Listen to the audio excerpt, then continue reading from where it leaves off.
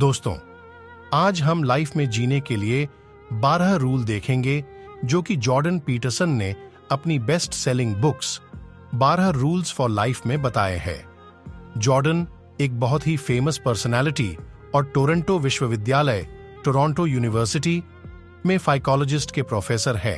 Number 1, हमेशा सीधे खड़े रहो। पहला रूल कहता है कि हमेशा सीधे खड़े रहो और अपने शोल्डर पीछे रखो, एक विनर की तरह। अगर हम एक डल पोस्टर के साथ खड़े होते हैं तो इससे हमें दुनिया वाले एक लूजर की तरह देखते हैं और फिर लोगों की रिएक्शन और उनकी बातों को फीडबैक की तरह लेने लगते हैं, जिससे हम खुद को एक लूजर समझने लगते हैं और फिर दोबारा से उस सेल्फ इमेज के साथ कंसिस्टेंट रहने के लिए हम अपने को औरों के सामने एक लूजर की तरह प्रेजेंट करते हैं और यह लूप चलता रहता है। इसीलिए ओआंथर बोलते हैं कि अगर हम अपने बॉडी को स्ट्रैट और एक विनर की तरह लोगों को प्रेजेंट करते हैं तो वो हमें डिफरेंट तरह से ट्रीट करेंगे, जिससे हमारी सेल्फ इमेज भी एक विनर की होगी। नंबर 2, खुद की भी केयर करो। ये रूल कहता है कि हमें खुद की भी उतनी ही केयर करनी चाहिए जितनी कि हम एक बच्चे की करेंगे। अगर हमारा कोई डॉग या कोई पेट बीमार हो जाता है और उसे कोई डॉक्टर मेडिसिन रेकमेंड करता है तो हम में से मेजॉरिटी ऑफ लोग बिना देरी किए उसी वक्त वह मेडिसिन खरीदकर उस पेट को देंगे। लेकिन रिसर्च ये प्रूव कर चुकी है कि 33% लोगों को जब खुद कोई डॉक्टर मेडिसिन रेकमेंड करता है तो वह उसे यूज नहीं करते। इसका मतलब है ही हम औरों की ज्यादा परवाह करते हैं जितनी कि हम खुद की भी नहीं करते हैं। नंबर 3, दोस्ती अच्छे लोगों से करो। ये रूल कहता है कि उन्हीं से दोस्ती करो जो लोग बुरे वक्त में आपकी मदद करे। कंपनीज में ज्यादातर देखा गया है कि किसी अंडर आर्काइवर को एक हाई परफॉर्मिंग टीम में डाल दिया जाता है, ये सोचते हुए कि उस अंडर आर्काइवर की परफॉर्मिंग स्पीड टीम में और लोगों की तरह इंप्रूव हो जाएगी। मगर स्टडीज यह बार बार प्रूव कर चुकी है कि ज्यादातर केसेस में अंडर आर्काइवर की बुरी आदतें टीम को डिक्लाइन करती है, ना कि इंप्रूव। इसलिए ऑथर कहते हैं कि अपने नए दोस्त बनाने के लिए हमें बहुत चूजी होना पड़ेगा। इसका मतलब ये नहीं है कि हम मतलबी हो गए ही, क्योंकि हेल्प करना फ्रेंडशिप में दोनों तरफ से होता है। जब हम लोग डीमोटिवेटेड फील कर रहे होते हैं तो हमारे दोस्त हमें मोटिवेट करेंगे, और जब वो लोग एनर्जी एस्टेट में है तो हमारा भी फर्ज बनता है कि हम उन्हें याद दिलवाए कि उनमें बहुत कैपेबिलिटी है और वो किसी भी डिफिकल्ट स्टेट को पार कर सकते हैं। नंबर 4, किसी से खुद को कंपेयर ना करें।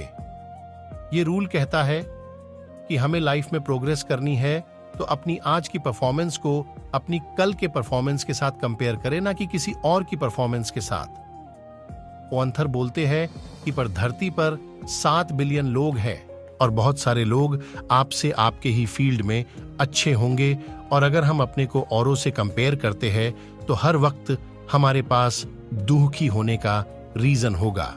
फॉर एग्जाम्पल, अगर आप अपने को अपने दोस्तों के साथ कंपेयर करते हैं और देखते हैं कि आपके फ्रेंड्स आपसे बहुत ज्यादा फाइनेंशियली अच्छे हैं तो आप अपने को एक कंप्लीट फेलियर मान सकते हो।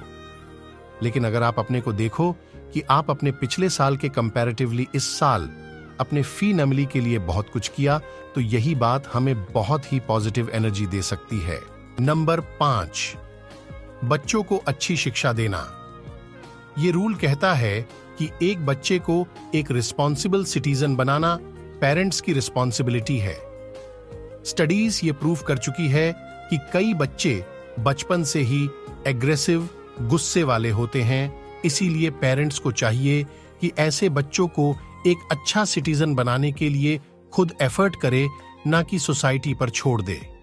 एफर्ट जैसे कि बच्चे को क्लियर करे कि गलत करने पर उसे क्या पनिशमेंट मिलेगी और पनिशमेंट क्राइम के अकॉर्डिंग होनी चाहिए। साथ में पेरेंट्स को अपने बच्चे को अपने घर के रूल्स क्लियरली बताने चाहिए और रूल्स की क्वांटिटी कम रखे ताकि बच्चे कंफ्यूज ना हो। नंबर 6, लोगों को एडवाइस देना बंद करे। यार, कोहली ने ये शॉट ठीक से नहीं मारा। AR रहमान ने बीट मिस कर दी। ऐसे बहुत से लोग हैं जो लोगों को फ्री में एडवाइस देना पसंद करते हैं, बेशक उन्हें खुद उस फील्ड के बारे में कुछ भी ना पता हो। और जब उनसे खुद ये कोई पूछता है कि आपने अपने लाइफ में क्यों कुछ नहीं अचीव किया, तो उनका आंसर हमेशा यही होता है, यार दुनिया में इतनी मुश्किलें हैं ना, बस दूसरों को आसान लगती है, खुद करो तो पता चलता है। और एग्जैक्टली ये रूल यही कहना चाहता है कि हम जब तक अपनी लाइफ को ऑर्डर में ना ले आए, तब तक औरों को फ्री में एडवाइस नहीं देनी चाहिए। हो सकता है आपके एरिया में भूकंप आया हो, लेकिन आपको अगर पहले से ही पता था कि इस एरिया में भूकंप आ सकता है और फिर भी आपने कुछ नहीं किया, तो आपकी गलती है ना कि भगवान की। नंबर 7, अपने लाइफ में रूल सेट करो। आपने ये बंदर की कहानी जरूर सुनी होगी। एक बार बंदर को पकड़ डीडीडीएचने के लिए एक डब्बे में एक बिस्किट रखा गया। इस डब्बे में होल था जिससे बंदर अंदर खाली हाथ तो डाल सकता था, लेकिन बिस्किट को पकड़कर बंद मुट्ठी बाहर नहीं निकाल सकता था। और ऐसा ही हुआ, जब बंदर ने वो बिस्किट पकड़ा तो बंद मुट्ठी के कारण उसका हाथ बाहर नहीं निकाल रहा था, लेकिन उसने अपनी लालच के वजह से उस बिस्किट को नहीं छोड़ा और फाइनली शिकारी के जाल में पकड़ा गया। स्टोरी का मॉरल ये है कि हमें भी अपने लाइफ में रूल सेट करने हैं। एक डिग्निटी वाली लाइफ जीने के लिए उन रूल्स को किसी इमीडिएट खुशी के लिए कुर्बान नहीं करने हैं। नंबर 8, खुद से झूठ मत बोलो। ये रूल कहता है कि झूठ मत बोलो, खास करके खुद से। फॉर एग्जाम्पल, अगर आपने सोचा हुआ है कि आप फॉरेन में मैरिज करेंगे, आप बहुत ही शानदार पार्टी देंगे, सारे फ्रेंड्स को बुलाएंगे। ये एक अच्छा गोल है, लेकिन हो सकता है कि हम खुद को ही बेवकूफ बना रहे हैं, क्योंकि हो सकता है कि फाइनेंशियली अभी तक हमने इतना ग्रो नहीं किया है कि हम ये सब अफोर्ड कर सके। ऐसी कई चीजें हैं जहां पर हम रियलिटी जाने के बावजूद खुद को बेवकूफ बना रहे होते हैं। इसका मतलब ये नहीं है कि हम में बड़े गोल्स नहीं रखने हैं, बल्कि इसका मतलब ये है कि हमें रियलिस्टिक और फ्लेक्सिबल गोल्स रखने हैं। जैसे जैसे हम लाइफ में ग्रो करेंगे, हमारा दुनिया को देखने का नजरिया बदलेगा और हो सकता है हमारे गोल्स भी बदल जाए। इसलिए हमें एटलीस्ट खुद से झूठ नहीं बोलना है। नंबर 9, दूसरों की बातों को सुनो और सीखो। ये रूल कहता है कि जब भी हम किसी से बात करते हैं तो हमारा मेन मोटिव होना चाहिए कि हम उनसे कुछ ऐसा सीखें जो हमें पहले मालूम नहीं था। किसी भी कॉन्वर्सेशन का मेन गोल ये होता है कि दो लोग अपने इंडिविजुअल आइडियाज से ऐसा एक आइडिया जो उन दोनों आइडिया से बेटर हो। लेकिन आजकल के टाइम में लोग अपनी बातों को और अपने दुख को दूसरों को बताना ज्यादा प्रेफर करते हैं एज कंपेयर टू दूसरों के बातें सुनने से। कई बार दूसरों के आइडियाज सुनने में दुख हो सकता है, क्योंकि हमारे आइडियाज जिन पर हम बचपन से यकीन कर रहे थे, हो सकता है वो गलत निकले। लेकिन ये एक प्राइस है जो कि हमें पे करना ही पड़ेगा हैगा अगर हमें इंप्रूव और ग्रो करना है। नंबर 10, अपने जरूरत से ज्यादा सीखे। लाइफ बहुत कॉम्प्लेक्स है और इसे समझने के लिए मेजॉरिटी ऑफ ह्यूमंस सिर्फ उतने पार्ट को सीखते हैं जो उनके लाइफ के लिए इंपॉर्टेंट है।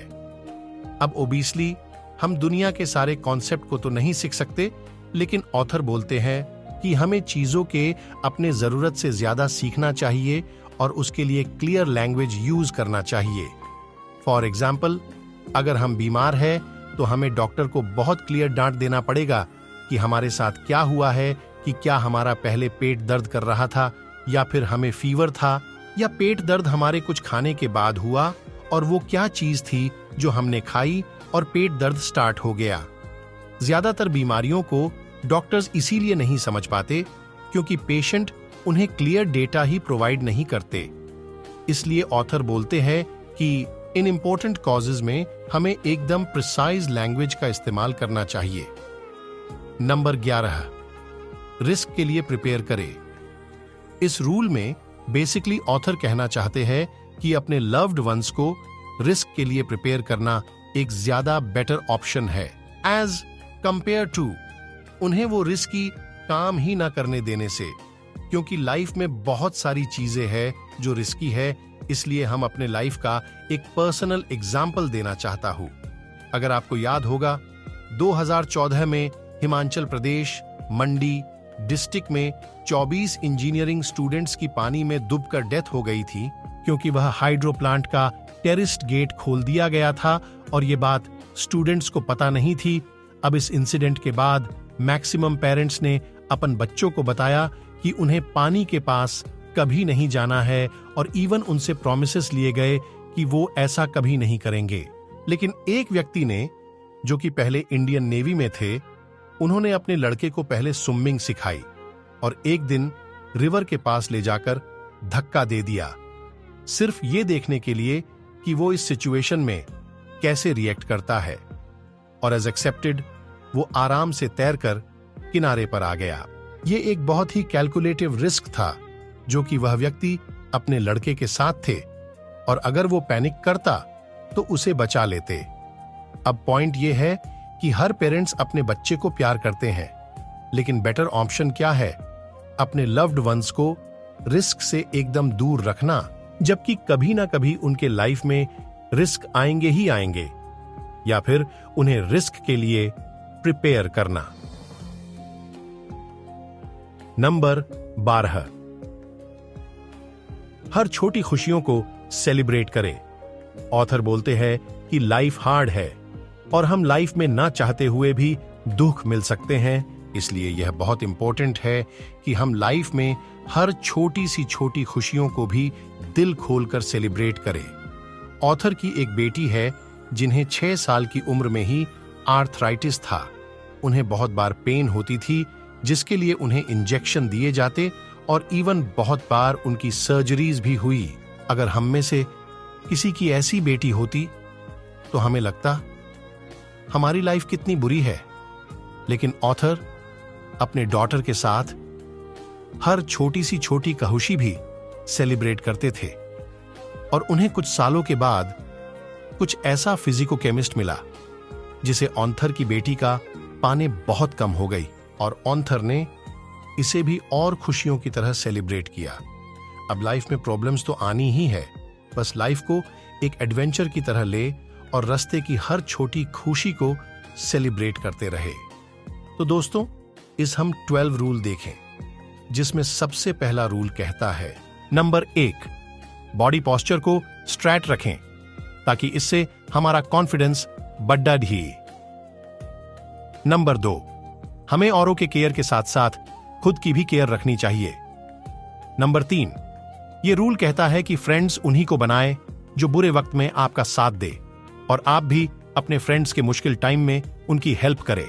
नंबर 4, खुद की परफॉर्मेंस को हमेशा पिछले दिन की परफॉर्मेंस से कंपेयर करें, क्योंकि यही गोल्डन रूल है प्रॉपर रिस्क का और ग्रोथ का। नंबर 5, अपने बच्चों या लव्ड वंस को इंप्रूव करने की जिम्मेदारी आपकी है, ना कि किसी और की। नंबर 6, पहले खुद को इंप्रूव करे, दुनिया को बाद में इंप्रूव करे। नंबर 7, अपने डिग्निटी को मेंटेन रखने के लिए एक मीनिंगफुल लाइफ जियो, ना कि सिर्फ अपने खुशी के लिए हर एक्शन लो। नंबर 8, कोशिश करे कि किसी से झूठ ना बोले, खास करके खुद से। नंबर 9, जब दूसरों की बात सुनो तो यह सोचो उसे कुछ ऐसा पता है जो हमें नहीं पता, ताकि हम ग्रो और इंप्रूव करते रहे। नंबर 10, हमें अपने फील्ड के अलावा और फील्ड के बारे में भी थोड़ी नॉलेज रखना चाहिए, और हमें खुद की एक्सप्रेस करने के लिए प्रिसाइज वर्ड यूज करने चाहिए।